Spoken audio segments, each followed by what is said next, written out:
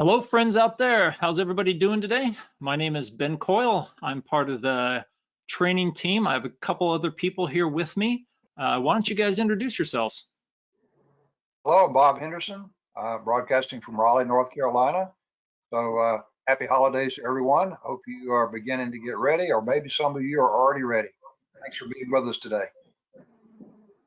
And I am Colleen McLaughlin. I am the event manager working alongside Bob and Ben. For those of you who have been joining us, we have been doing monthly giveaways based on our survey feedback from you guys. We are going to be continuing that in December, and I'm really excited to let you know that since we only have 2 webinars in the month of December, today and then next week, we're going to be doing $100 giveaways for both webinars. So you have a chance to win this week and next week, $100 Amazon gift cards. What you need to do is once you get our follow-up email, it will have a link for the recording of today's webinar, as well as a link for a survey. When you get that survey, make sure you click on it, fill it out, and use code word HOME, H-O-M-E. Type that in. That will count as one entry towards this week's webinar giveaway. I will announce the winner hopefully on Thursday directly to that person. I want to congratulate Dave Rohair from Sioux Falls for our November giveaway. He did get his prize, he's claimed it, so congratulations to him. I will be handling Q&A again today. For those of you who have questions throughout the presentation, type them in the question box and we will get back to you at the end. Thanks. Excellent. So we're going to get started here. We're going to talk about residential lighting and what RAB has to offer. So if we look here at how many single-family homes there are in the United States, according to the US Lighting Market Characterization Report, 76% of all residential buildings are single-family homes. And when you actually look at those single-family homes and you look at how many sockets there are per 1,000 square feet, a single-family home has a significant number of sockets or locations where a light source can go in. So 32 sockets for a single-family home per 1,000 square feet. I actually went through my house this morning to try to figure out exactly how many sockets I had.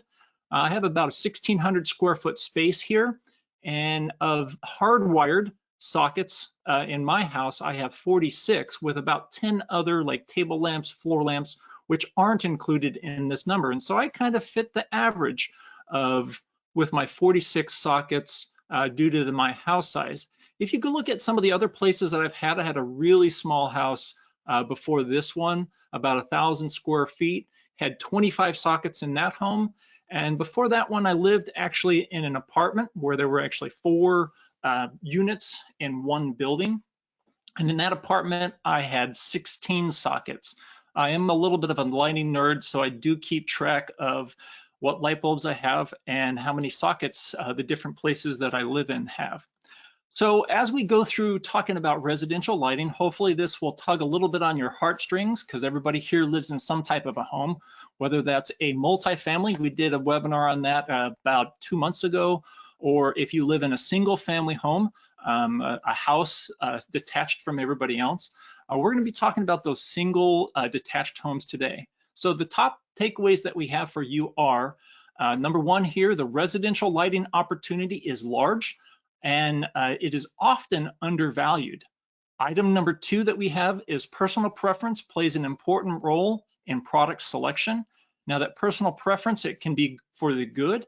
It also can be for the bad, depending upon how educated the person that is inside of the space is in terms of their lighting from a lighting standpoint. And the third takeaway that we have here is RAB has many products to fill the home, both inside and out, to make you feel safe and comfortable. So when Bob and I started looking into residential lighting and what RAB had to offer, we came to the conclusion that this was at the beginning. We said, hey, you know what? We'll just take one space and we'll just offer one specific product, make it nice and simple, nice and easy. And as we started digging into this, started digging into the different things that you need to think about when you're talking about residential lighting, we came to the conclusion that there are a lot of things you need to think about. There are a lot of different aspects. When we talk about residential lighting needs to support safety, security, and aesthetics. So can you safely walk up to your house? Do you feel secure? Does it look beautiful? We also, when we talk about residential lighting affects the color, the shape, and the texture of the different spaces within your living room, your dining room, your family room, bathroom. Color, shape, and texture make a big deal in terms of how that space feels and the way that it looks. Residential lighting also promotes comfort, warmth, and invitation. Most people want their homes to feel like when somebody comes in that you're joining them for a fun, relaxing evening. And hopefully here in 6 months, once the vaccine comes out, we can go back into each other's homes and enjoy the warmth and comfort of our friends and family. Now, we can see here I have 3 bullets with 3 items in each one of the bullets, but when Bob and I were sitting down looking at this stuff, there is so much to think about, and I really had to get my alliteration in, which is residential lighting is friendly, functional, and flexible. Yeah. So unfortunately, I have 4 bullets instead of 3, but what the heck? When we talk about residential lighting, there's a lot of parts and pieces to think about. And as we go through 2021, we're actually going to be doing a fair number of webinars on residential lighting. Most likely, we will be going after one specific area, helping you understand what RAB has to offer in a specific section. Right now, what we're doing is we're taking the whole entire house, both inside and out, and looking at what's going on there. So when we talk about residential lighting, when you go to a book, like if you were to pull open a book about residential lighting, you would see them talk about layers of light. So the 3 layers of light that are the general layers that most books or most lighting designers talk about.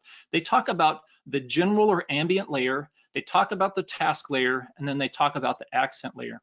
I went to a webinar.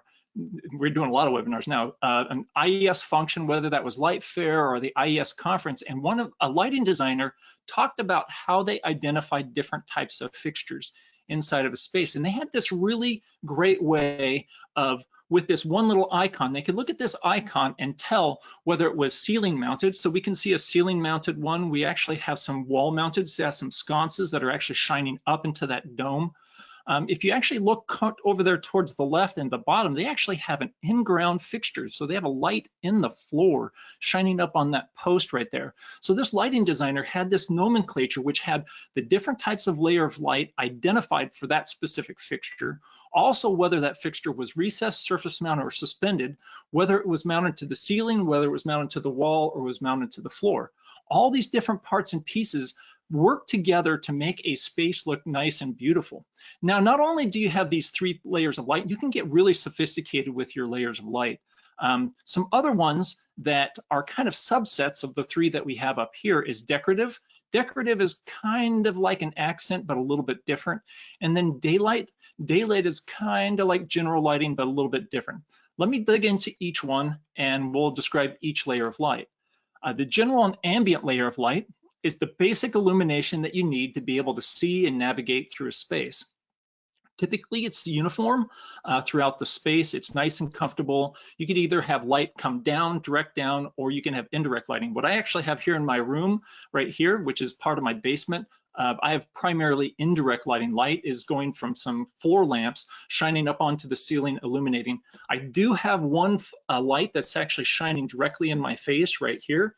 It's actually one of these guys right here that's shining inside and pointing directly at my face about 6 feet away.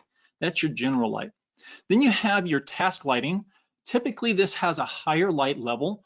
Visibility is important because you're doing something like reading, you're cooking, you're doing a hobby, you're doing some type of a task. Now, when we talk about this task lighting, if you need, 100-foot candles or 150-foot candles, or maybe with a really fine task like threading a needle, and you're older, you might need a super highlight level of like 150-foot candles. Having that all come from the ceiling can be really cost prohibitive because you have all this light on all the time and you don't necessarily need that. And so you see my 3rd bullet down, a task ambient approach is a great way to save energy, where you're providing some light from the ceiling or maybe from the indirect lighting within the space. And then you have a task lamp that is specifically designed to bring the light level up on whatever thing that you're working on at that moment. Next, we have accent lighting for something to be accented, whether that's an area, whether that's an object like a vase or a picture on a wall, or maybe some type of artwork, or maybe even a person.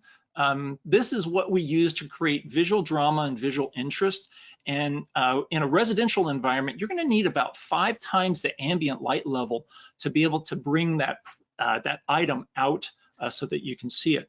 Now, this accent light that we see here is a way of raising up the light level really super high on a specific object. When we talk about decorative, decorative is usually a lower brightness. Decorative sometimes doesn't even add at all anything to the overall light level throughout a space. But what we have to be, when we think about overall light within the space, having that decorative light sitting on the wall, adding a little bit of sparkle, it's sometimes called the jewelry lighting or lighting jewelry, sorry. It supports the interior design. It creates, decorative lighting creates that little bit of sparkle, that little bit of fun, that little bit of relaxation piece inside of a space. Now, we like, as human beings, we like dynamics. We like things where you have something high and something low. A sensory deprivation chamber isn't necessarily the funnest place to be. Having that decorative look is what we think about when you look at a space and you think of this nice, beautiful scene in front of you, just like a sunrise. You see, you hear a lot of people talk about songs, poems, pictures of a beautiful sunrise and a beautiful sunset. When was the last time you read a poem about a noontime sun, right? Noontime sun, very even illumination, very light level, very even throughout the whole space with very few shadows. Shadows are actually our friends. Shadows are great. Shadows add to the visual interest of an entire space, and decorative lighting does that. Now, kind of like the opposite of that decorative, which gives shadow and gives form and function and depth within the space, we have daylight. Daylight is a great way to save energy. Daylight comes through, you turn your lights off, but one of the things with daylight is it can reduce the drama, it can negate that decorative lighting, it can negate your your accent lighting. But one of the things with daylight, it helps reveal good colors within the space. Daylight has a color range of 100. It can affect your mood. It actually has positive effects for your health and also can save you energy. So these layers of light are things that we think about when we think about residential lighting. You can really think about it in commercial and industrial spaces too, but when we talk about layers of light, that's really a residential thing. So what I'm going to do is I'm going to turn you over to Bob, and he is going to talk about a poll question. Okay, thanks, Ben. So now that we've been thinking and listening to Ben about all these different concepts, and I would agree that layers of light is one of the things that really separates residential lighting from maybe commercial, industrial. You may have some of that, but it's really well known. So it's time to ask you a question. So let's take a look at this, since Ben has taught us well on this. How many layers of light do you see here in this room? Okay, so we're going to do a poll. So Ben, if you want to go ahead and switch over this. So you have 1, 2, 3, 4, or 5 layers. So remember, the layers that we mentioned to you were the ambient, we have the accent, we have the task, we have the daylight, and the last one was the decorative, right? Right. Yes.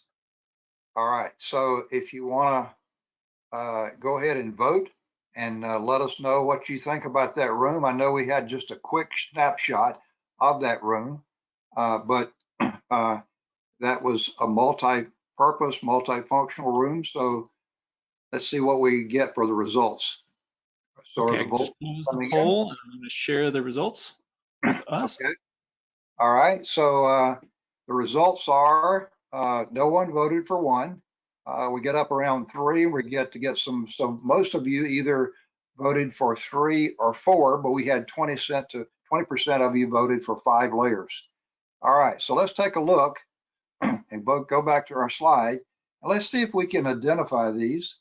So with this, I'm going to go ahead and transfer this back over. And so here we go. Actually, the answer is 5. So the general ambient, which Ben talked about first, there's contribution really from all of these. So you have some general lighting coming over from the wall lighting. You have general from the down lighting. You have the table lamp over there. All right, so now let's go and identify the second one is the task light. We see our lamp on the table there for our task light. Then the next is our accent. So our accent you see is on that mirror that you see there on the wall. There's the accent light. And then decorative. And this is, as Ben mentioned, the jewelry of the room. So it's the decorative part of this. You're also getting, so these fixtures are actually providing 2 different layers. Some of the general and also serving as decorative. And then last would be daylight coming in from the window. So if you take away all the arrows, you take a look at this, and maybe when you look at a room like this, you say, well, I've never thought about this. What makes this room special? What makes it stand out? What makes it, that's been mentioned about the drama. So each one of these layers in this room contributes to the overall scene of the room. Okay, so the answer here was 5. Now, as we go forward, let's get into a little bit more detail and talk about factors to consider.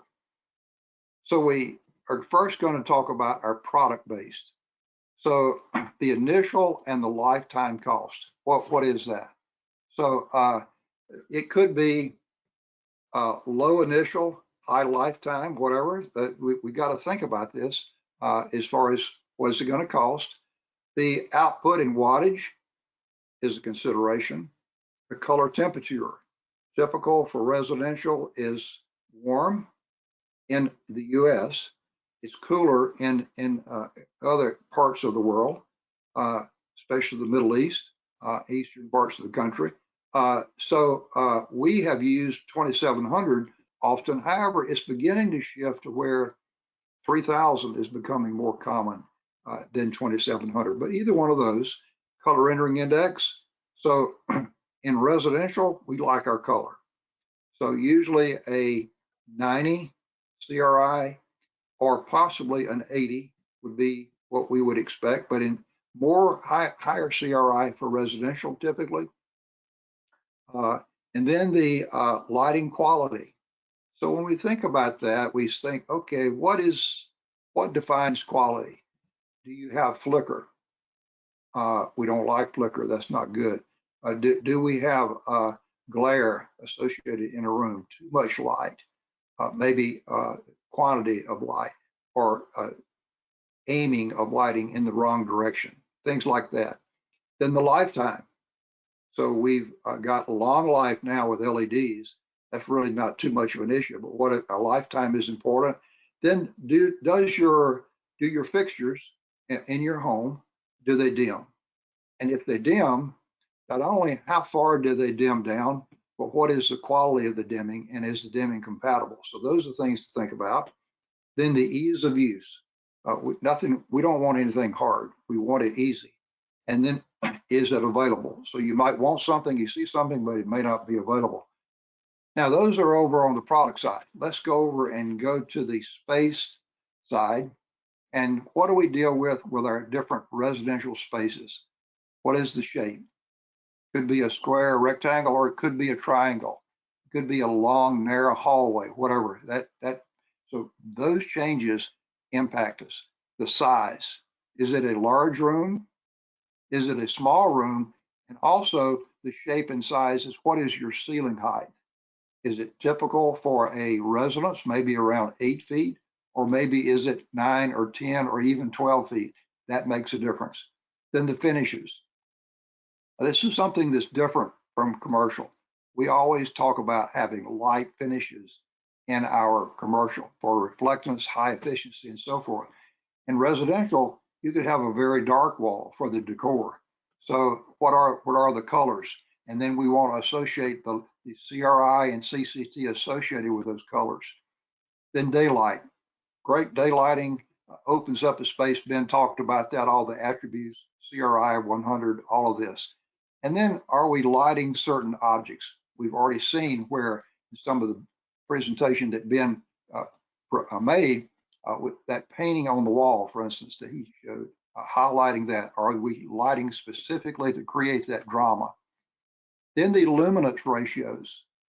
So luminance ratios are important. If they get out of sync, either one way or the other, then they cause a problem for us, and it's not relaxing. It's not good for us. And we'll see this here a little bit more shortly.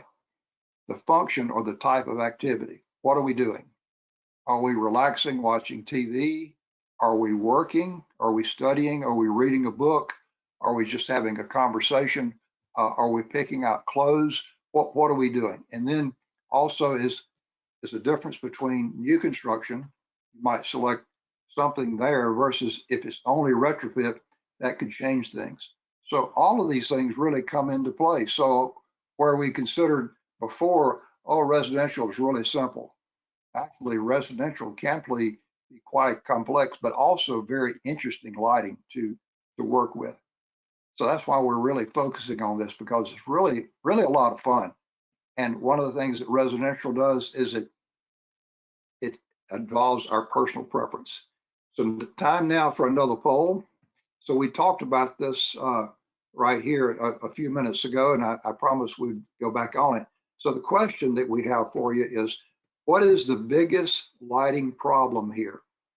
So your choices is wrong type of desk lamp, brightness on the task ambient brightness ratio, or lack of sleep. So this guy is surfing. So here's the choices.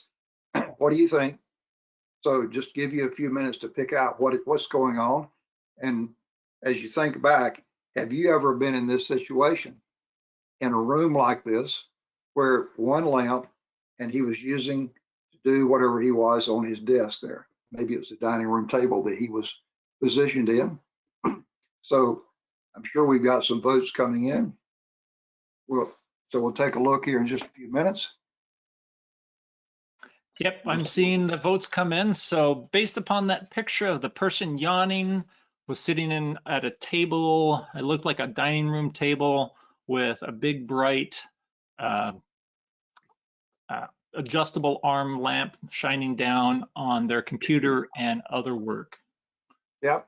Right, Bob, we got quite a few people that have voted, and it has been a minute. So what I'm going to do is I'm going to close and I'm going to share. All right. So yeah, we got some smart people today. So 84% is the task ambient. And maybe we tipped that off a little bit, but that's okay, because let's go back and take a look and reveal this answer. And that's what we think too. So the answer that we'll see is our task ambient brightness ratio. This is not a good situation, not good to do this at all. So we need some ambient light to be able to fill this out.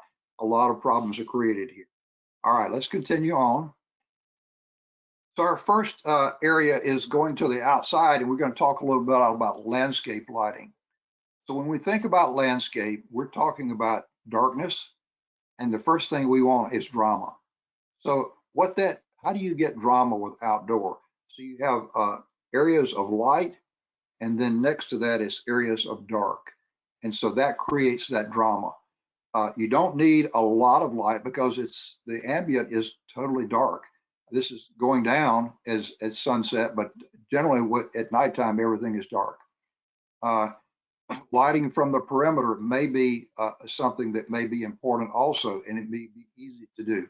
And then the decision, do you graze a wall or do you flood a wall? So the grazing, when I see a three-dimensional, like a stone wall or maybe a brick where you have three-dimensional, that's an opportunity for grazing. Then you're lighting foliage with multiple lower wattage sources to make those stand. So each one has maybe its own little task light or own little light that's focused, again, creating that drama of light spots and dark spots. So at RAB, we have several opportunities. You could have a par lamp. So maybe you think about, I don't have landscape lighting. Well, actually, if you have a twin par lamp on the eve of your home, you do have landscape lighting because that comes into that family. So you could have 2 PAR lamps, or you could have our Leslie with our motion sensor. Now, I've just put one of those in the front of our home, and I absolutely love it. Just doing a great job. The sensor works great. The floodlight with a wide beam works great. Everything is really nice. And then, or you could also have the X34 LED floodlight. That's a wide beam floodlight, and it's in the ultra economy family. And you also could have an LF LED. Now that little floodlight that you see right there, or it could be a spotlight, it comes in low voltage, but it also comes in line voltage. All right, so, and then one thing that we have to think about also as we select all of these products here is light trespass and glare. So we don't want to spill light over where it's unwanted. And when we look at the scene, you look at this beautiful picture right here, landscape lighting, you don't see glare. So we're going to focus now on one particular one that I mentioned here, and also compare that to its brother, its big brother. So the SMS, this is the motion part of this for floods and motion sensor, is the Leslie. What I just mentioned that I've added to our home. So you see that it's equivalent to 2 75-watt PAR halogen floods. You have a wide beam, a diffuse lens, which means that it's nice and smooth, wide, looks good. And the sensor is 180 degrees of detection pattern, very wide, and it goes up to 30 feet. When I installed this, I was actually very surprised. I didn't think it would go that far. And not only the width, even though you read it and it says 180 degrees, but when you actually see it, you see the range of detection, it made me happy. So 60,000 hours LED life, and we have our 5-year limited warranty. This is in our economy family, a great fixture for the price. And then we have also our bullet. And so it has everything in here except there's a couple of things that are a little bit different here. And this you'll see on the last two, this is rated at 100,000 hours with a 10-year full warranty. So if you want to pay a little bit more and get this, this is where this comes in, is a comparison. Otherwise, the two products are similar. So you have your economy option and your standard option here. Okay, now let's go to our pathway and entry light. All right, so we'll see, it could be just an A-line or a decorative LED lamps where you have, pools of light, especially on the steps. Vertical lighting is important, so you might be able to get that with the A lamp or the decorative. Also, the light distribution 360 degrees with these two lamps, or you could have a wall pack such as this Intra. So this is vandal resistant, and it's a great price. It's been around for a while, and we still have this available. Or we have our FERN series. So in our FERN landscape series, we have 3 fixtures here, and then one has various variations of the fixture. So you see the deck light, you see the little floodlight, and you see the pathway light. So all of these are in the pathway and the entry area. Now let's drill into this just a little bit more. Within this pathway, you see the full cutoff, which means no light, with no light above 90 degrees is what we're really saying here, IDA friendly. Then you have the 1 tier, and then you have the 2 tier. So depending on kind of what you want and the look that you want, whether you want everything no light above 90 degrees or not. Comes in 5 different colors that you see. 6 watts, and this is the warm glow that you're getting at 2700K with an 80 plus CRI, perfect, just fine for outdoor. UL listed, wet location, and it's an IP66. Included with this is an 8-inch ground spike with an 18-inch stem with a 1/2 thread. So that's what you get when you get this standard FERN family, these type fixtures with the pathway. All right, now let's move on to the garage. Now, when we think about our garage, so what is going on there in your garage? Is it just something where you go in and park cars? Or do you also have work going on in there? Maybe you have a work table. So the light level and distribution can be highly dependent, on the task. The paint on the walls and the floor. So typically they're light colored. Now, you could have a brick wall with a darker color on one of the walls, or otherwise, or maybe more than one wall. But where you have an opportunity for lighter colors is good. Sometimes the garages are low ceiling, and sometimes they're higher ceiling. So my garage has a higher ceiling. So that's one of the first things when people walk in, they notice the ceiling and how high, and a feeling of openness. Now, as I mentioned, you could add a work table or workbench or have one built. So maybe the use of portable fixtures might be appropriate. I have a portable linear. We have LED lamps in those, and we just plug that in whenever we need it. We added that later, so that's another option. So you could use the A-line or the linear lamps, or you could use our strip light, which is fine for this area, or over in the GUS Junior. The GUS Junior has the prismatic lens, so that's really pretty normal, pretty standard for a garage to use any of those lights.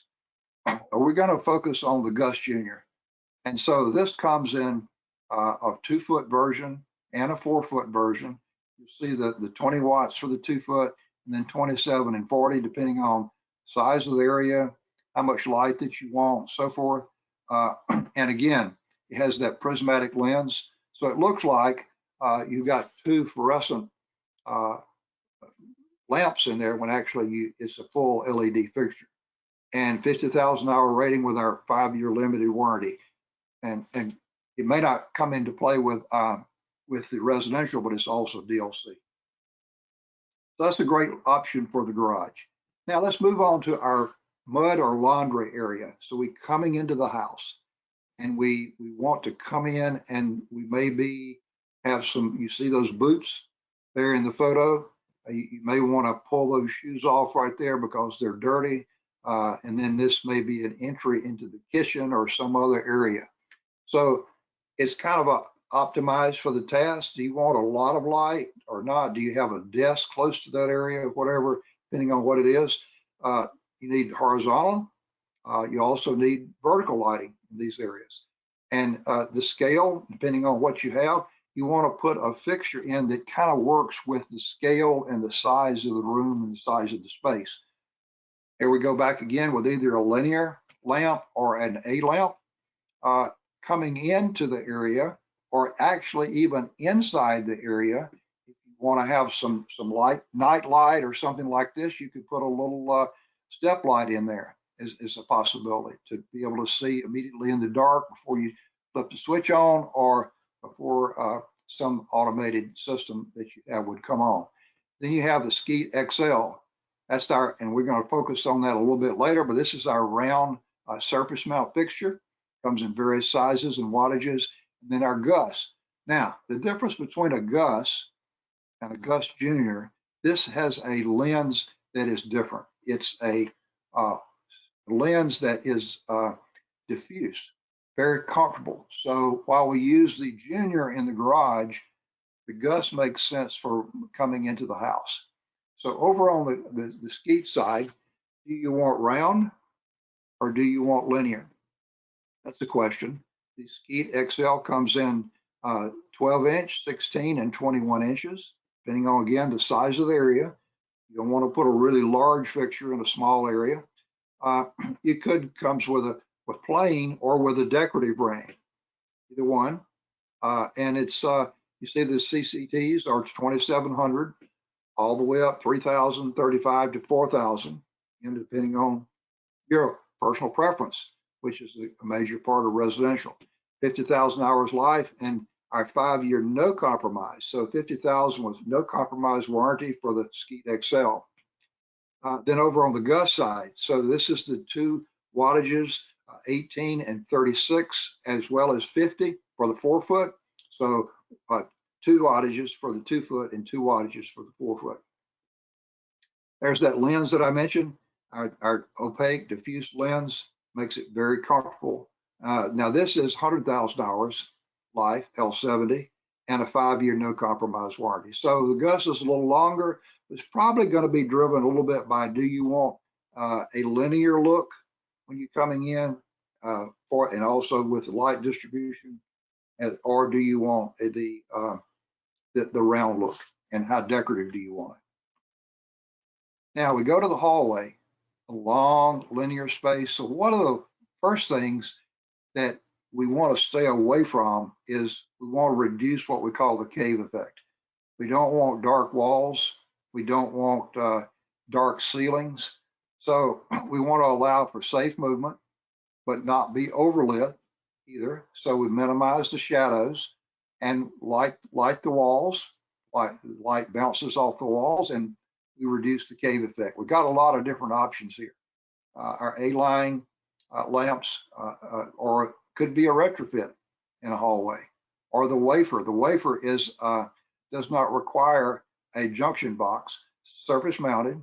The driver is remote, so that may be an easy way, a new look in a hallway. Or the disc also, it's a little bit different look, surface mount type.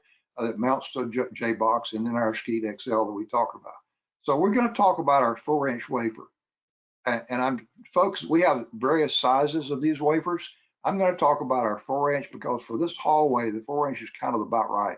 So it's a 9-watt, 120 degrees. So the lighting comes in from the edge, from the sides, but it goes out, even though it's diffuse, it's a wide diffuse distribution. What I love to call low glare vertical light.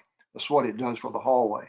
So it's an 80 and a 90 CRI that's available here, either one that you want. The folks in California, they're going to be using the 90 because that's what's required there. And also this 90 CRI, let me mention this. You get a 90 CRI, it automatically has an R9 of 50 or above. So that means your reds and your flesh tones, if you light colored skin, they're going to look very warm and inviting. Other things that you see here down to the bottom is this Energy Star. It's wet rated, which means it could go into a shower and residential. And IC insulation could go on top. Triac dimming, which is our line voltage, typical for a home. Airtight, and that's our 5-year full warranty. You'll see also that it has 4 different color temperatures up there and comes in 120 volt, which is standard for home lighting. Now the triac dimming, remember that travels on the power wires. It's what we call forward phase. It's in the phase cut family, triac and forward phase, and it goes down to 5% with a compatible dimmer, which is also important. One of the things that we talked about that we'd pay attention to. And then our last space that I'm going to talk about is the bathroom. Now this shot that you see here with this photo, this is really important to be able to get that vertical light level on your face. And you notice it says use both sides of the mirror. So you see being able to even that lighting out and use both sides in a vertical, but still a low glare, even flat lighting to match the room size. You don't want you don't want it too small. If you have smaller sources, you need more of them, okay? Or you don't want it too large to where it looks, if you have small mirrors and large lamps, then it may not work. So over on the A line, could be that it could be the A's, or it could be the decorative, or you could be a downlight, a retrofit downlight, or the disc light. If you use overhead lighting in a bathroom, then it's really important that you augment that with the vertical light that you see here by the mirrors, to be able to, because if you're only coming down with bathroom lighting, then your face here is going to have a shadow on it, and you don't want that. So you need some sort of a light in front of you, like we're seeing here in this picture. So we're focused are going to be either a small source like an A15 or you could go up to the G25s. It could be clear if you want a little bit more of that type of a look, drama, or if you want it more diffuse and subdued, it could be the frosted inside, or it could be even the straight to give you a little bit of a decor that's different from round. So with that, I'm going to turn it back over to Ben, who's going to take us forward to our next area. Ben? All right, so when we have these different products down below, don't think that they're mutually exclusive, that these are the only ones that can be used in like a home office, a den area. So we see this picture up here and these products down below, A19, a retrofit kit, our halide downlight, which is light commercial, more of a residential application, or ND or new construction, a downlight, or economy downlights. Don't think that this list down below is the only thing that you can use in this area. You can definitely use a whole lot more than just what's right here. In your home office, you want it to be shadowless. You want to have low luminance ratios. You might have a desk lamp to help bring up that task light level that we mentioned earlier. So what product could we potentially use? We have a lot of retrofit type products. This is the ones that have the spring clips or the friction clips or torsion springs. So we have 4-inch versions of these. We have 6-inch versions, round and square. The round has both the baffled, which has a ridge on it, or a smooth trim. The square only has the ridged baffle. Within the retrofit world, we have field adjustable versions and also universal voltage versions. When we hop into the bedroom, you want a lower light level. You might be reading, listening to the radio, watching TV, want light in multiple locations, multiple spaces. You might use our A-line lamp, maybe the halide or the LED downlights. What I really want to focus on are the A-lines. And when we look at these A-lines, these are most likely the 2 A-lines that you're going to be using. This A19, which is your 40, 60, 75, and even some 100 watts. That we have are in this A19 shape. The other one would be this A21 that I'm holding right here. Obviously, the first 2 that are in the photo there. So we have non-dimmable versions of these. We have dimmable versions. We have premium dimmable. What that means is that has a 90 CRI. And we also have these guys, which fit into the commercial world, and I actually use these. I mentioned before that I have this one facing me in my room right now. And then I have actually these 2, and actually I'm going to put them like this. I actually have a floor lamp over here that has this guy in it. And then I have the floor lamp that's in front of me has that one that's facing me, and I have this one sitting in the top. I'm doing webinars. I need a really high light level. So in certain applications, you may need that 150 watt replacement, that 200 watt replacement, and even that 300 watt replacement for your customers. When we go to the kitchen, multifunctional space, you want high color rendering in your kitchen. You can use A-lines, linears, the Nook FA, maybe a retrofit, or a new or an economy downlight. What I wanted to focus on here is our Nook FA, or field adjustable, 8, 16, 24, and 32. And if you actually look really closely where that switch is designed where you flip it to the left, it goes to 50%. You switch it to the right, it goes to 100%. And then right next to it, there's a little slider, and that little slider will shift between 2700K, 3000K, and 3500K. We're going to be spending more time on this product next week, next Monday. So if you want to learn more about this, talk to your rep or come next week and we'll be talking about the Nook in further detail. Our dining room, this is where your layers of light really come into play. You can use it to your advantage to create a nice space. Multifunctional. Right now, our home office is being used by my daughter because she just came home from school and she's currently quarantining, which means that my wife has now had to move her home office onto the dining room table. My kids do homework there, we eat dinner, multifunctional space. You might use the decorative lamps, a retrofit. We have 2 different versions of 2-inch lights, 2-inch downlights, and then the halide. What I wanted to focus on are our economy 2-inch, has a nice recessed deep baffle, has the retention clips with the LED module and the LED driver separate from each other, 38-degree beam angle, nice light source to use inside of a kitchen. When we're talking a family room, a living room, this is where you also want layers of light. You want light at different levels. You want to be able to frame objects. You might be able to switch or dim to be able to provide the light level that you want for the task at hand. A-lines, BR lamps, and maybe a downlight. 2-inch lamps. We have gimbal versions depending upon what your ceiling type is, and then those LED downlights that we've seen a couple times. Focus on the gimbal ones. This gimbal, as we can see right here, I'm going to draw on the screen. This gimbal has a 30-degree tilt and a 360-degree rotation. And so with this guy, we actually have the ability for a 2-inch version that is a 5-watt, 400 lumens, a 3-inch, 8-watt, 600 lumens, and that 14-inch right there with 14 watts and 1550 lumens, and a couple different color temperatures available.